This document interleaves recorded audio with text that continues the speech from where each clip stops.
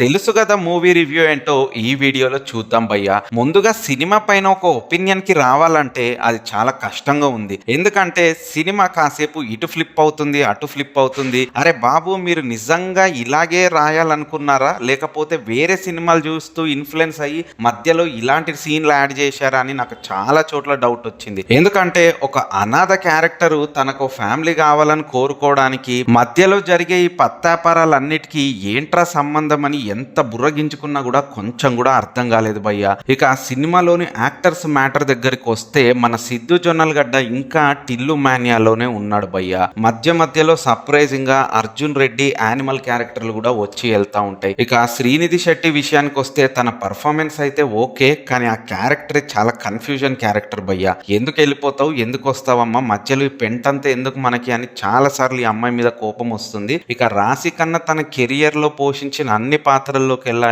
ఈ అంజలి మాత్రం కొంచెం స్పెషలే. మోడర్న్ ఇండిపెండెంట్ అమ్మాయి లాగా ఉన్నా కూడా మరీ రొమాంటిక్ గా కాకుండా చక్కగానే నటించింది ఈ సినిమాలో. ఇక coming to the writer and director Neeraja Kona, ఈమె ఎంచుకున్న కోర్ పాయింట్ అయితే చాలా మంచి పాయింటే అనిపించింది, కానీ ఎక్కడో అది ఎగ్జిక్యూట్ అయ్యే విషయంలో చాలా డ్రాబ్యాక్స్ గా అనిపించాయి భయ్య. అంటే సినిమాని ఎంటర్టైన్మెంట్ మూడ్ లో చూడాలా, లేదంటే ఎమోషనల్ మూడ్ లో చూడాలా, లేదంటే ఒక సైకో థ్రిల్లర్ సినిమాల్లా చూడాలా, అసలు ఎలా చూడాలో అర్థమయ్యే లోపే సినిమా అయిపోయింది. సో అందువల్ల ఆమె చెప్పాలనుకున్న బలమైన పాయింట్ ఏదైతే ఉందో అది మాత్రం అస్సలు రీచ్ అవ్వలేదు. ఇక ఇది ఈ సినిమా. కనుక ఈ సినిమాని చూసుంటే మీకేమనిపించిందో కిందున్న కామెంట్ బాక్స్ లో కామెంట్ చేసి తెలియజేయండి.